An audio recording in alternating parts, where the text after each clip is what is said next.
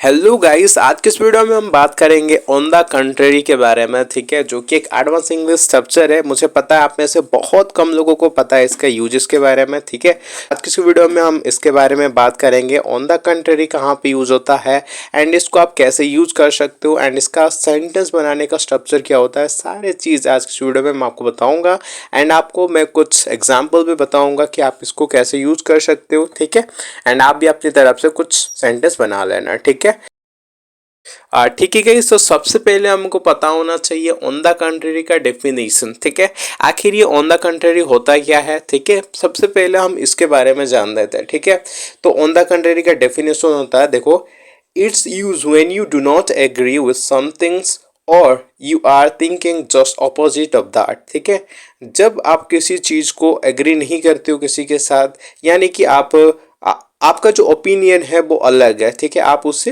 Opposite सोचते हो। ठीक है, तब आप इसको यूज कर सकते हो। ठीक है, बेसिकली ये अपोजिट चीज़ें दिखाने के लिए ही यूज होता है। ठीक है, तो इसको कहते हैं ऑन द कंट्री। ठीक है, तो ये दोनों ही मतलब होता है। ठीक है, बल्कि के लिए एंड इसका उल्टा अगर सोचते हो, उल्टा ऐसे यूज कर रहे हो, तब भी आप इसका यूज कर सकते हो। ठीक है, तो इसका सेंटेंस बनाने का स्ट्रक्चर क्या होता है, ठीक है, वो देख लेते हैं। ठीक है, सबसे पहले आएगा स्ट्रक्चर के लिए, ठीक है, नेगेटिव सेंटेंस आएगा and on the country plus sentence. ठीक है, तो नेगेटिव मतलब क्या है ना, किसी भी टेंस में अगर आप बात कर रहे हो, ठीक है, तो तब आप पहले नेगेटिव सेंटेंस लाओगे एंड उसके बाद ऑन द कंट्री एंड उसके बाद आप सेंटेंस यूज कर सकते हो। ठीक है, मतलब क्या है ना, देखो मैं आपको एक सेंटेंस बताता हूँ। ठीक है, वो तुम्हारा दोस्त नहीं है बल्कि वो तो तुम्हारा दुश्मन है।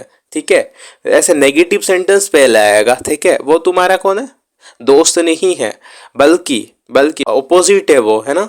तो उसके लिए आप यूज कर रहे हो ऑन द कंट्री एंड उसके बाद जो सेंटेंस आएगा वो। ठीक है, तो इसको हम कैसे यूज कर सकते हैं, इसका इंग्लिश में ट्रांसलेशन कैसे होगा, वो तुम्हारा दोस्त नहीं है बल्कि वो तुम्हारा दुश्मन है। He is not your friend, on the country he is your enemy, right. तो ऐसा आप यूज कर सकते हो। ठीक है, सबसे पहले नेगेटिव सेंटेंस आएगा एंड उसके लिए हम यूज करेंगे।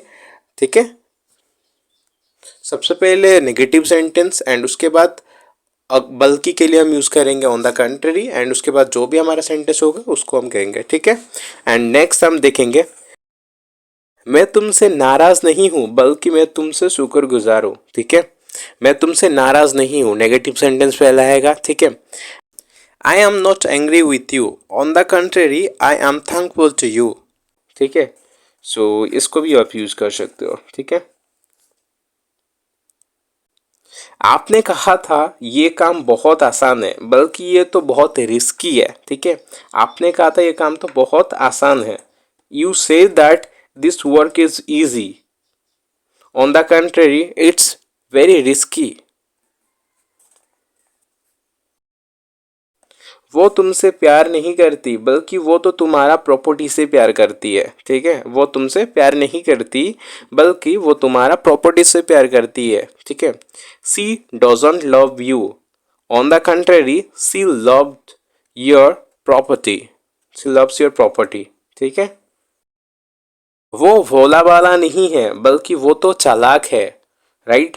वो भोला बाला नहीं है, he is not innocent, on the country he is very smart, he is very clever. ठीक है, तो आप ऐसे यूज कर सकते हो। आई होप गाइस आपको इसका यूज समझ में आया होगा कि एग्जैक्टली इसको आप कैसे यूज कर सकते हो एंड कैसे यूज होता है। तो आप जितना प्रैक्टिस करोगे उतना आप फ्लुएंट बनोगे। ठीक है, सो गाइस आप मेरे साथ कनेक्ट हो सकते हो इंस्टाग्राम पे। ठीक है, अगर कुछ भी कहना है, मुझसे बात करना है, तो आप मुझे बात कर सकते हो। मैं चाहता हूँ आप सभी लोग बहुत अच्छे से इंग्लिश बोलो एंड फ्लुएंट बोलो। ठीक है, प्रैक्टिस करते रहो। ठीक है, सो गाइस मिलते हैं नेक्स्ट वीडियो में, तब तक के लिए धन्यवाद।